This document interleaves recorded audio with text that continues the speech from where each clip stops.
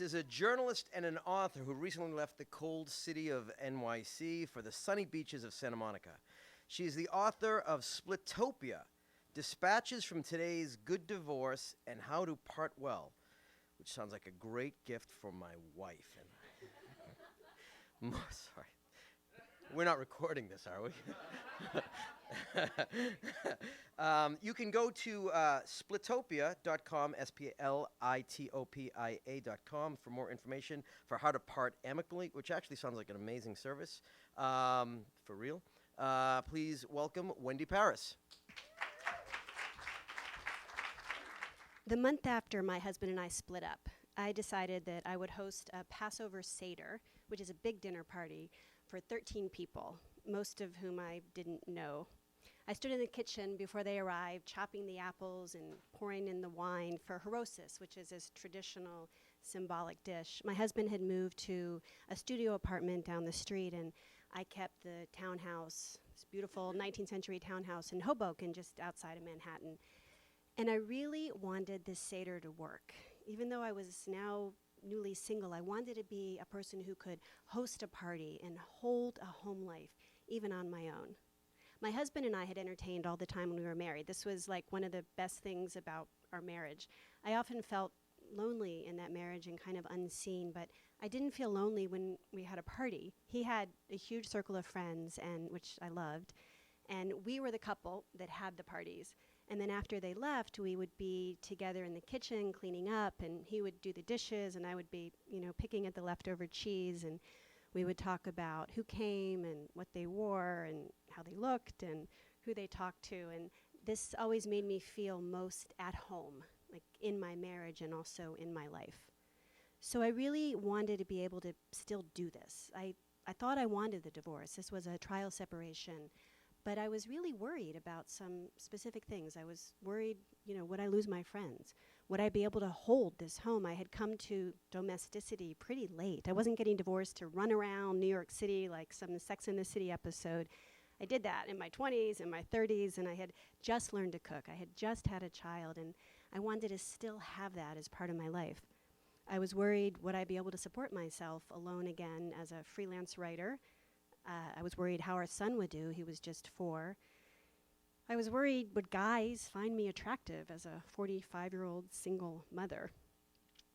Passover is the holiday of freedom, right? It's a story of how the Jews left slavery in Egypt and crossed the Red Sea and escaped our oppression. And everybody always talks about freedom as this great thing. But freedom is actually a pretty difficult choice.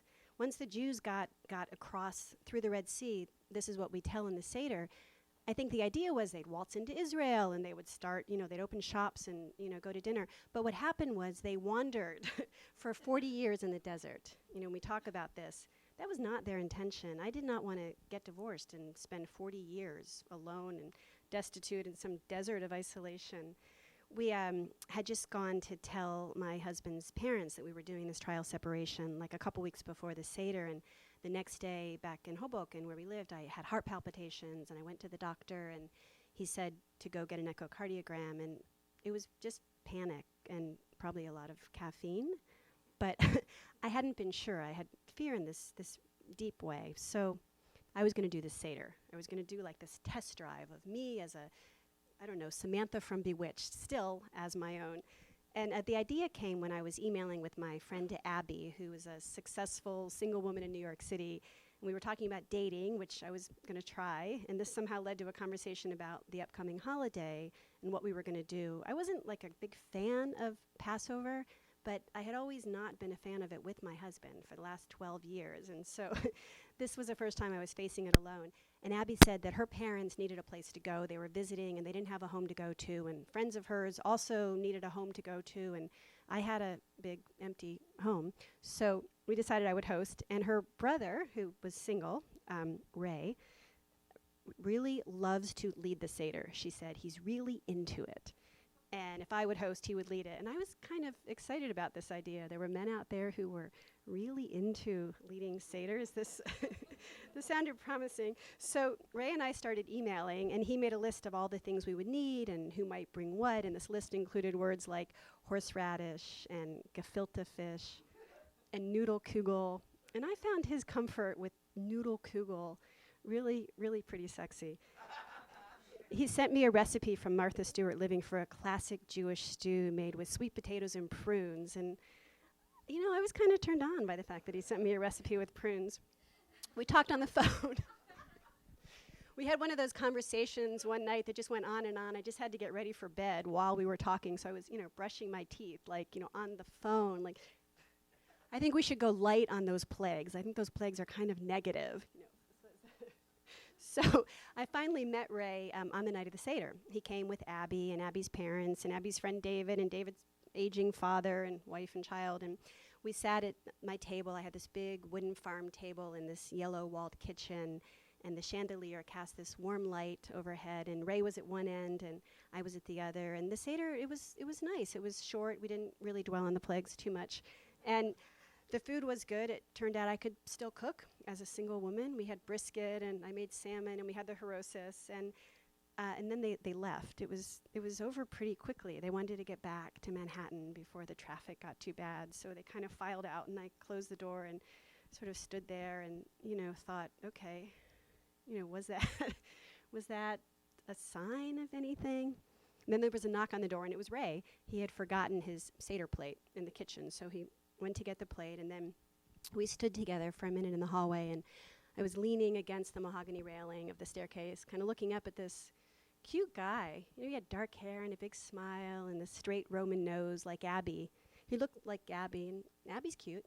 And I was thinking, we were talking about what a great job we had done collaborating on the Seder, and I was thinking, guys liked me last time I was single. Maybe I should take a risk here. So I said, maybe we should collaborate on something else together. And he said, he looked at me for a minute and he said, we could collaborate on going out to dinner. And I said, that sounds great. And he leaned down and kissed me, which I wanted him to do. He was attractive, and I was also really relieved. I wasn't looking to go right from my marriage to the next guy at all, but I just wanted to know that there was a possibility. And so that little flirtation with Ray really gave me a sense of hope. And I did wind up going out with him, and, it was good, but I liked Abby a little better. So that night, Ray left. His parents were in the car with Abby, so they had to leave, and I went back to the kitchen, and there were dishes everywhere, and there were matzah crumbs and this flourless chocolate cake I had made, smeared on the table, and I started loading the dishes in the dishwasher. It's not that hard to clean up after a party by yourself. I was able to do it. And Nora Jones was playing on the sound system, and when I was married, we'd often be listening to Nora Jones. And I kind of stepped back and looked around my beautiful kitchen, and I had this feeling of, here I am.